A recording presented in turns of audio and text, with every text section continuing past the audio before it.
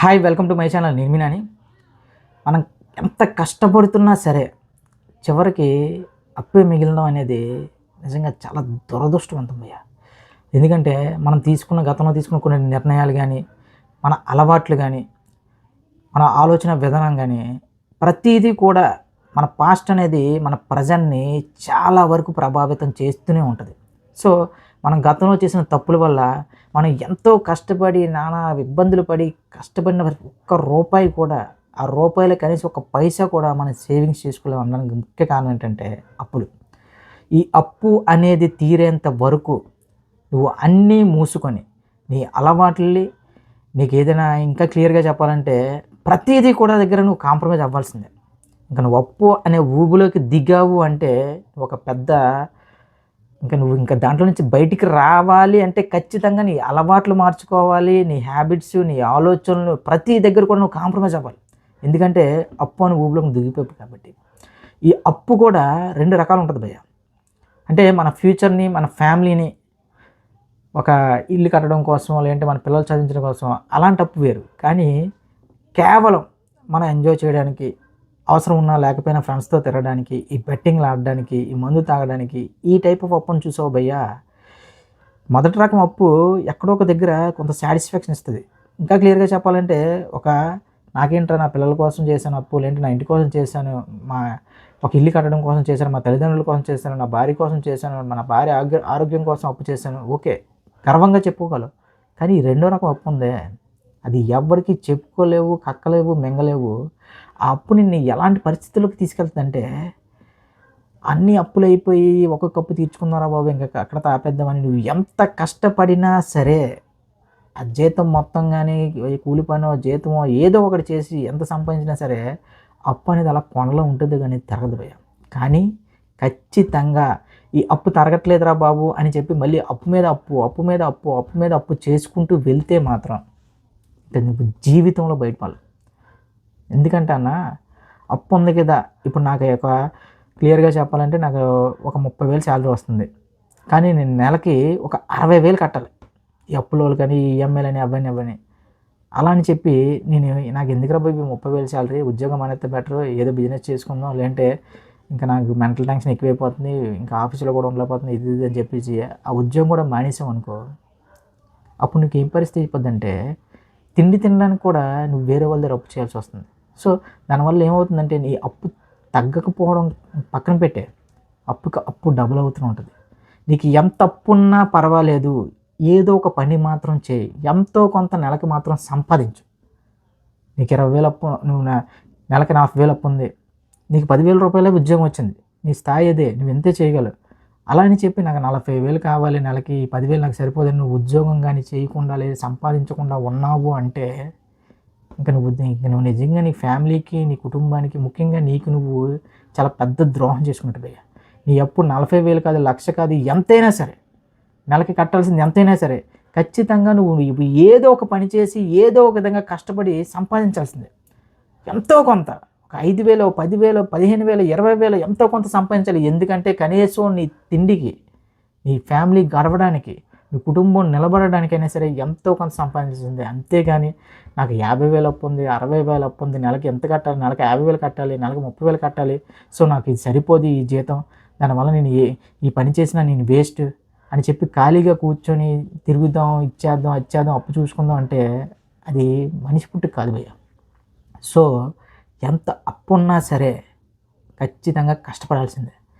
కొంతమందికి ఎలా ఉంటుందంటే భయ్యా, పాపం నెల మొత్తం సంపాదిస్తారు, అలా చేతిలో డబ్బులన్నీ ఆ వడ్డీలకి, అప్పులకి అలా వెళ్ళిపోతుంటే ఎలా ఉంటుందంటే, భగవంతుడా ఎందుకు నేను ఈ తప్పు చేశాను, ఎందుకు ఈ తప్పులు చేసి, అప్పులు చేసి ఇలా ఇంత భారాన్ని మోస్తున్నాను ఫీలింగ్ ఉంటుంది భయ్యా.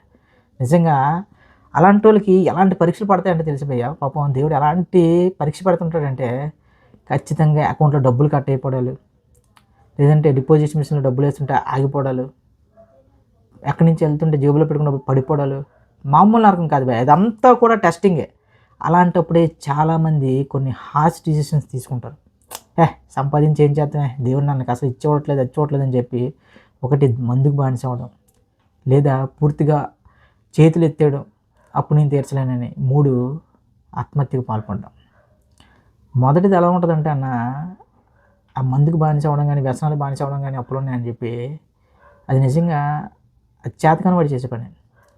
ఇక రెండోది అంటావా చేతులు ఎత్తేయడం అనేది, అలా చేతులు ఎత్తేయడం వల్ల, నేను అప్పు తీర్చడానికి చేతులు ఎత్తేయడం వల్ల నీతో పాటు నీ కుటుంబాన్ని, నీ పిల్లల్ని కూడా ఇష్టానుసారంగా మాట్లాడతారు భయ్య. ఇక మూడోది ఉందే, ఈ మనోన్మరణం అనేది, ఆత్మహత్య అనేది పిరికివాళ్ళు చేసే పని. ఏది ఏమైనా సరే ఒక తప్పు చేసిన తర్వాత, అది తప్పు అని తెలిసిన తర్వాత ఖచ్చితంగా దాన్ని సరిదిద్దుకోవాల్సిందే. అలా సరిదిద్దుకుంటేనే మన జీవితం భయ్య. యెస్, ఇంట్లో తిడతారు, ఖచ్చితంగా తిడతారు. ఎందుకంటే మనం తప్పు చేసాం కాబట్టి పడాలి. అంతేగాని ఇంట్లో వాళ్ళు తిడతారు, వీళ్ళు తిడతారు అని చెప్పి అప్పుల మీద అప్పు, అప్పుల మీద అప్పు చేసుకుంటూ వెళ్తే మాత్రం నీకు నువ్వే స్వయంగా నీ తలకి తాడేసి గట్టిగా లాగేసుకున్నట్టు. సో ఖచ్చితంగా ఎక్కడొక దగ్గర ఏదో విధంగా ఎండ్ కార్డ్ అనేది పడాలి. యెస్, నువ్వు నెలకి 30,000 కట్టాలి, కానీ నువ్వు నెలకి 15 మాత్రమే సంపాదిస్తున్నావు. ఆ 15,000 సంపాదించు, ఆ 15,000తోనే అలా కట్టుకుంటూ వెళ్ళు. అది పని మాత్రం మానొద్దు. పని చేస్తేనే, డబ్బులు సంపాదిస్తేనే నీకంటూ ఒక విలువ ఉంటుంది. నువ్వు అనుకున్నవే అప్పులు కూడా తీర్చుకోగలవు భయ్య. తీరనప్పు అంటూ ఉండదు భయ్య, ఖచ్చితంగా చెప్తున్నా. తీరనప్పు అంటూ ఉండదు. ఓకే, ఒక వ్యక్తికి ₹1,00,000 తీసుకున్నావు, ఆల్రెడీ 1,50,000 వరకు వడ్డీ కట్టేసావు. డైరెక్ట్గా చెప్పే, బాబు నేను వడ్డీ మాత్రమే కడతాను, వడ్డీ మాత్రం ఇప్పటివరకు కట్టాను, నేను ఇక వడ్డీ కట్టలేను, నేను అసలు మాత్రం ఇవ్వగలనని చెప్పి మాట్లాడుకో. అంతేగాని అక్కడ నుంచి ఎస్కేప్ అవ్వద్దు. ఎందుకంటే ఆడు కూడా మనల్ని నమ్మిచ్చిందే డబ్బులు.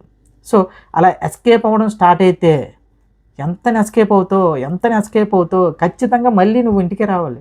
సో దయచేసి చెప్తున్నా, మీకు ఎంత అప్పున్నా పర్వాలేదు, కానీ ఎంతో కొంత ప్రతి నెల సంపాదించండి. అలా కాకుండా నాకు అప్పు ఎక్కువైపోయింది, సంపాదన తక్కువైపోయింది, ఈ సంపాదన కూడా పక్కన పెట్టేద్దాం, ఏదో చేసేద్దాం అంటే ఏం జరగదు.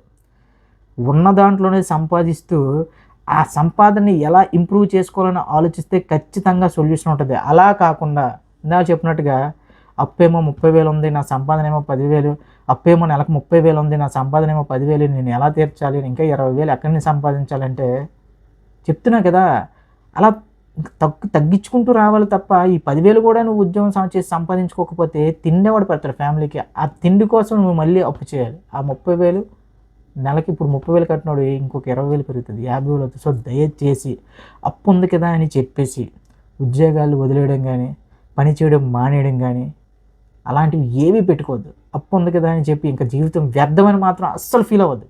అసలు అప్పు లేనోడు ఎవడు లేడు భూమి మీద. ఎంత పెద్ద తోపుగాడైనా ఎవరైనా సరే ఏదో ఒక సమయంలో అప్పు బారిన పడాల్సిందే. దాంట్లో నుంచి బయటకు వస్తారు చూడండి, ఆడి గ్రేట్. ఎస్, ముందు చెప్పిన విధంగా అప్పులో 2 రకాలు ఉంటాయి. వాడు కుటుంబం కోసం, భవిష్యత్తు కోసం చేసే అప్పు. రెండోది మన జలసాల కోసం మనం విచ్చలవిడిగా చేసే అప్పు. మొదటి అప్పుకి కొంత గౌరవమే ఉంటుంది, కొంత గౌరవం అంటే చాలా రెస్పెక్ట్ ఉంటుంది. రెండో దానికి గౌరవం కాదు కదా, ప్రతి వాడు మన మొగం మీద ఉమ్మేస్తాడు. సో రెండో టైప్ అప్పులు చేసిన ప్రతి ఎవ్వడికైనా సరే ఒకటే చెప్తున్నా, నువ్వు చేసిన తప్పు కాబట్టి ఎవడు ఏమన్నా ఏదైనా సరే నువ్వు పడాల్సిందే. ముఖ్యంగా అలా చేసిన వాళ్ళు మాత్రం ఇంట్లో ఓపెన్ అయిపోండి. ఎస్ అమ్మ, నా దగ్గర 3 లక్షలు అప్పు అయిపోయాను, లేదా ఒక 4 లక్షలు అప్పు అయిపోయాను, ఇప్పుడు ఏం చేయాలో నాకు తెలియట్లేదు, నాకు ఒక్క ఛాన్స్ ఇవ్వండి అని చెప్పి వాళ్ళ కాళ్ళ మీద పడిన మొక్కండి. ఎలాంటి తప్పు లేదు. అనకూడదు, కానీ ఎవడెవడికో మనం బయట వాళ్ళందరికీ తెగ ఇచ్చేస్తుంటాం కదా విలువ, వాల్యూ. అలాంటిది ఇంట్లో వాళ్ళ కాళ్ళ మీద పడితే తప్పు ఏంటి? అలా పడితే నీకు ఇంట్లోకి వచ్చేసరికి ఒక మెంటల్ టెన్షన్ తగ్గుతుంది భయ్య. ఇప్పుడు నీకేమో నెలకు 30,000 వస్తుంది, నువ్వేమో నెలకు ఒక 60,000 కట్టాలి. ఇంట్లో వాళ్ళేమో నీ జీతం ఏమవుతుంది, ఇదేమవుతుంది అని అడుగుతూ ఉంటారు. నువ్వేమో చెప్పుకోలేవు. అదేదో అమ్మ నేను ఇలాగా, లేదా మీ భార్యకో, మీ నాన్నకో, ఎవరికో ఒకరికి ఇది నా పరిస్థితి, నేను నెలకి ఇలా 60,000 కట్టాల్సి వస్తుంది. సో ఇంట్లో 30,000 నేను ఇవ్వలేను, కొద్దిగా నేను బయటపడే వరకు నన్ను కొద్దిగా అంటే ఇబ్బంది పెట్టడం కాదు, నా పరిస్థితిని ఆలోచించుకోండి, దయచేసి ఆలోచించుకోండి. కొద్ది ఖర్చులు తగ్గించుకున్నట్టే వాళ్ళు కూడా మనకు సపోర్ట్ చేస్తారు. నువ్వు నిజం ఎప్పుడైతే చెప్తావో ఇంట్లో, అప్పటి నుంచి నీకుండే మనశ్శాంతి కానీ అవన్నీ కూడా వేరే భయ్య.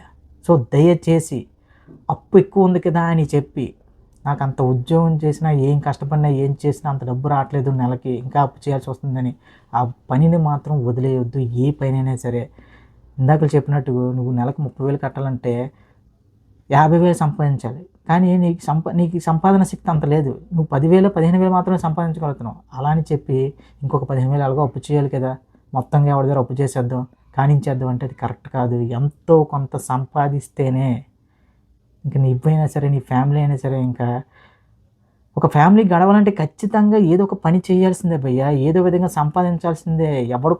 ఎవడో ఉంటాడు. ఏదో పక్కోడి మీద చెయ్యేసేసి బతికేసి అది కాదు లైఫ్ అనేది. ఒక్కసారి ఆలోచించుకోండి. అప్పు అనేది మళ్ళీ చెప్తున్నా. అదేదో పెద్ద నేరం కాదు, తప్పు కాదు. ప్రతి ఒక్కడు అప్పు చేస్తారు. కానీ ఆ తీర్చే క్రమంలో నువ్వు వేసుకున్న ప్లానింగ్ గాని అవన్నీ కూడా నిన్ను నిలబడతది. అంతే కదా! నాకు అప్పు ఎక్కువుంది. నాకు నెలకు సాలరీ వచ్చినా సరిపోవట్లేదు. సో, అది ఉద్యోగం వదిలేద్దాం.